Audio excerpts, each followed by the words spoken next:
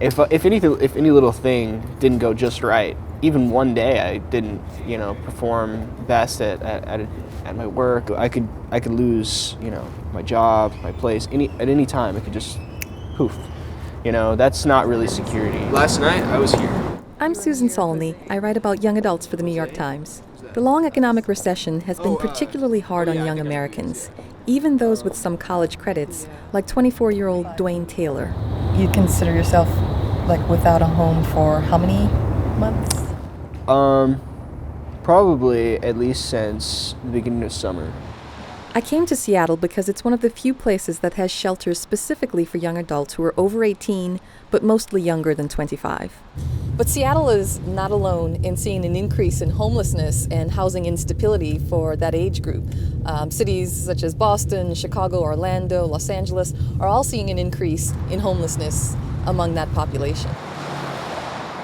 We've just seen a huge spike in the number of young people who have college credits and work histories and who are high functioning, but who have been unable to sort of stay on their feet. They've not been able to launch themselves into a successful young adulthood.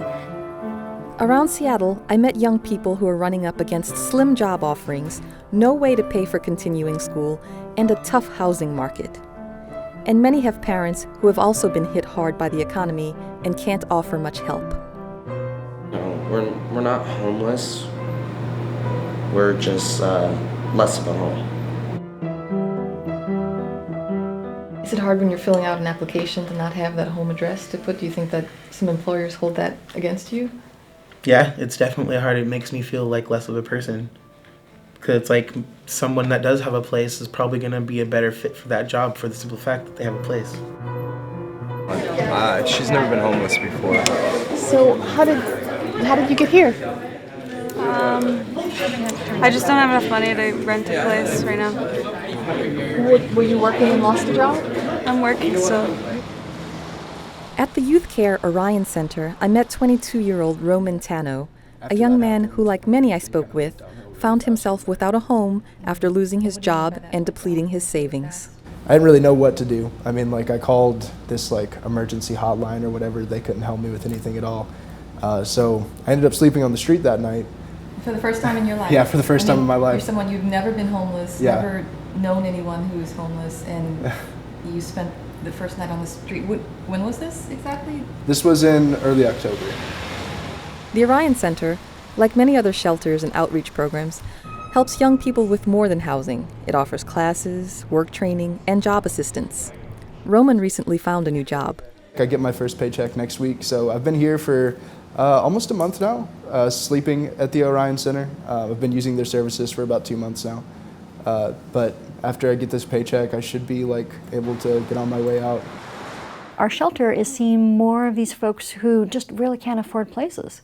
How guests earn these is they do 2 hours of volunteer time and they'll get 1 week's worth of locker. Christine Cunningham runs a shelter called Roots, where I met Dwayne. Yeah, we're seeing more of the working poor.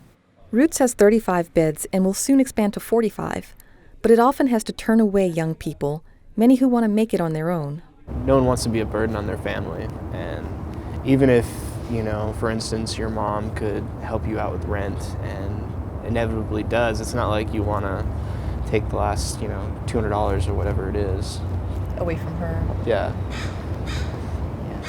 Shelter services help, but many experts say the only cure will be an economic turnaround. I see them coming back day after day, more defeated, more tired out, more wondering when is it ever going to be my turn.